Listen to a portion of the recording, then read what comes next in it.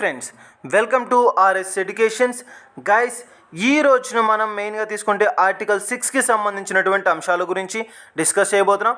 So before వచ్చేసరికి మనం article 5కి సంబంధించినటువంటి అంశాల గురించి చూసాం. ముఖ్యంగా తీసుకుంటే ఈ యొక్క సిటిజన్షిప్, మన యొక్క భారత పౌరసత్వం అని చెప్పే ఒక అంశం గురించి 5 to 11 ఆర్టికల్స్ అనేది మనకి యొక్క సిటిజన్షిప్ పౌరసత్వం గురించి ఎక్స్ప్లెయిన్ చేస్తున్నాయని చెప్పి కూడా డిస్కస్ చేయడం అయితే జరిగింది.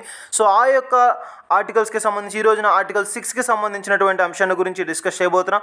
సో ఏంటి అంటే మనకి ఈ యొక్క ఆర్టికల్ 6 అనేది సో ఇతర దేశం నుంచి మన దేశానికి సంబంధించినటువంటి మైగ్రేషన్, అంటే ముఖ్యంగా తీసుకుంటే ఏంటి అంటే మనకి ఈ యొక్క వలస, సో మైగ్రేషన్కి సంబంధించినటువంటి అంశం అని చెప్పి చెప్పవచ్చు. సో ఏంటి అంటే మనకి చూడండి వచ్చేసరికి article 6 rights of citizenship of certain persons who have migrated to Indian from Pakistan.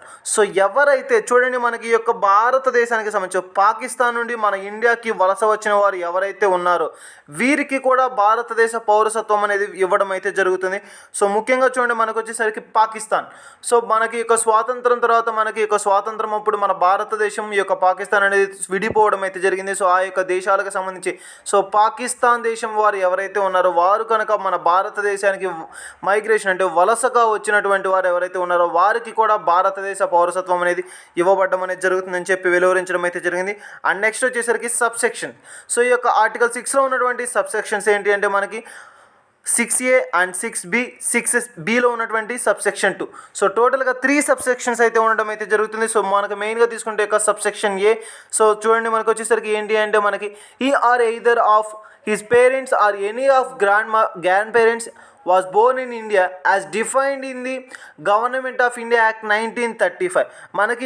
మనకి భారత ప్రభుత్వ చట్టం అని చెప్పి చెప్తాం. సో 1935కి సంబంధించినటువంటి ఒక యాక్ట్ అనేది మనకి బ్రిటిషర్స్ కాలంలో చేయడం అయితే జరిగింది. సో ఆ యొక్క 1935 యాక్ట్ ప్రకారంగా తీసుకుంటే తిరిగి ఎవరైతే మనకి చూడండి పాకిస్తాన్ నుండి ఇండియాకి వలస వచ్చినప్పుడు, సో పాకిస్తాన్ నుంచి మన స్వాతంత్రం సమయంలో మనకి ఎవరైతే ఉన్నారో వారు మన భారతదేశానికి వలస వచ్చినప్పుడు వారు కూడా మన భారతదేశంలో కానీ ఉండిపోతే తిరిగి వెళ్లకుండా ఉండిన వారైతే, అంటే ముఖ్యంగా చూడండి అంటే భారతదేశానికి వచ్చి భారతీయులే పాకిస్తాన్కి వెళ్ళిన వారు ఎవరైతే ఉన్నారో వారు కూడా భారత పౌరసత్వాన్ని పొందుతారు. అంటే వారి దేశం నుండి పాకిస్తాన్ నుండి మన భారతదేశం వలస వచ్చినప్పుడు మనకి 6 ఏం చెప్తుంది అంటే మనకి ఈ యొక్క వారు కూడా మన భారతదేశ పౌరసత్వాన్ని కలిగి ఉంటారు.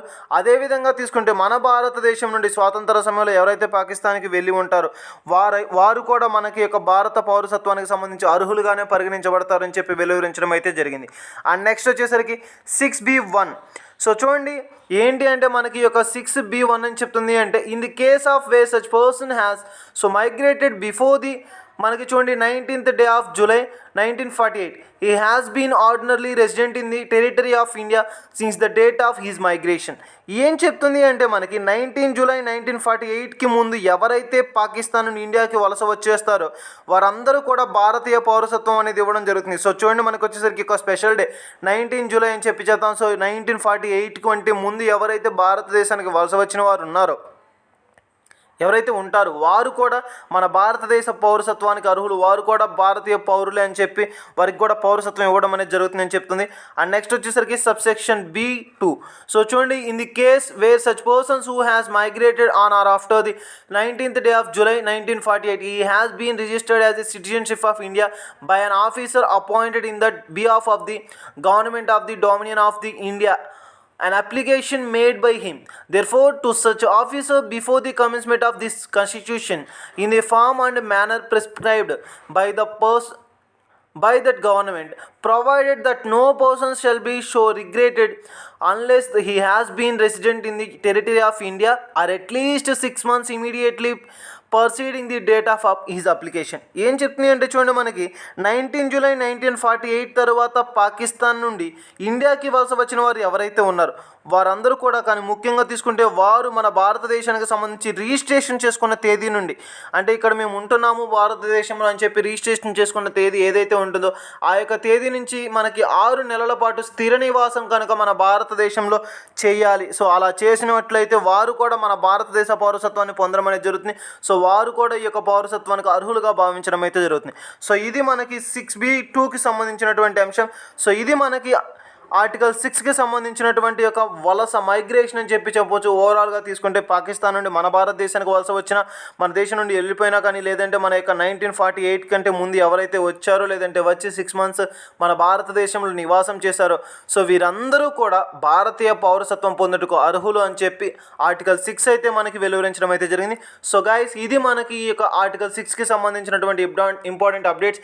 అండ్ దీయే కాకుండా మన ఛానల్లో మనకి ఈ యొక్క ఆర్టికల్ 5 వరకు కూడా బిఫోర్ ఉన్నటువంటి అండ్ ముందు తర్వాత ఆఫ్టర్ రాబోతున్నటువంటి ప్రతి ఆర్టికల్ గురించి కూడా ఎవ్రీడే ఎక్స్ప్లెయిన్ చేయడం అయితే జరుగుతుంది.